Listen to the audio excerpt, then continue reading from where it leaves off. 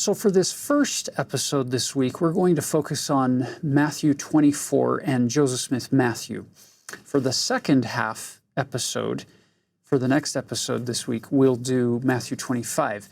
So episode 1 will focus on what is called the Olivet Discourse. It's also been referred to as Jesus' Little Apocalypse episode, where he's going to give some end-time prophecies to his disciples back then.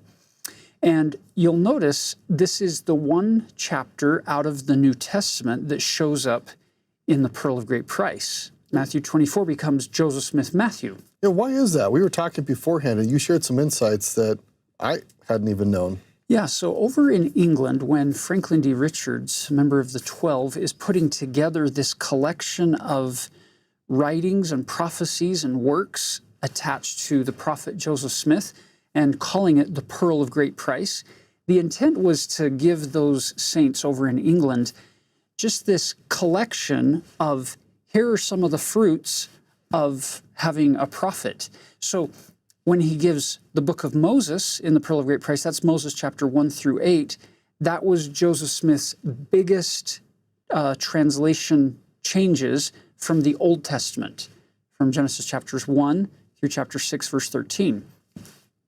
And then he gives the chapter with the most significant and the highest number of Joseph Smith translation changes from the New Testament, which happens to be Matthew 24. And so these two sections in the Pearl of Great Price coming to us out of the Bible are because Joseph made so many significant changes. Just to give you an idea of that, if you look at Matthew 24, it has approximately 1,050 words. And Joseph Smith Matthew has approximately 1,500 words.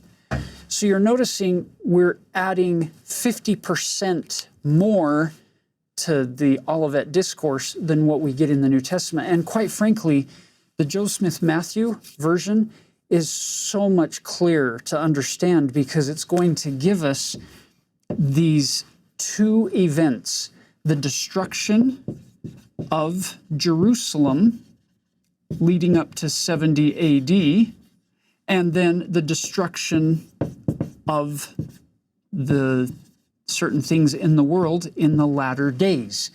And Joseph Smith Matthew makes a very clear breaking point, and we'll show you that, whereas it all kind of gets muddled together a little bit and becomes more confusing when you just read the King James Version of Matthew 24. So we're very grateful to have the Joseph Smith translation here in the Pearl of Great Price that we're going to focus in on.